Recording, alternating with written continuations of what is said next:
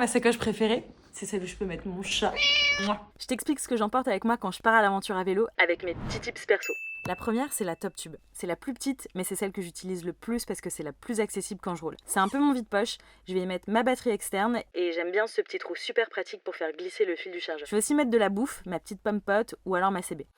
Après, t'as la sacoche de cadre. C'est indispensable quand tu pars en itinérance un peu longue. Pour 1 ou 2 jours, c'est pas vraiment essentiel. Comme elle est au milieu du vélo, tu peux bien la charger et son poids va pas du tout te déstabiliser. Tu vas y mettre tous tes outils, ta chambre à air, ta pompe et des affaires facilement accessibles pour la journée, cache-cou, gants ou dans le pire des cas, ta veste de pluie.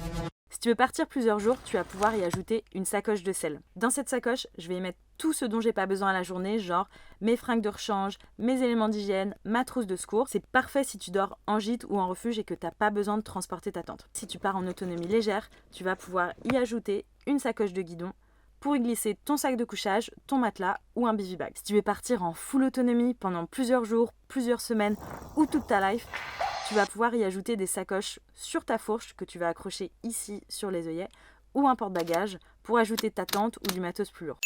Et si t'es pas sûr d'avoir tout retenu, on t'a fait une checklist complète dans le coffret recto verso avec tout le détail du matos à emporter selon ton aventure. Allez, bisous!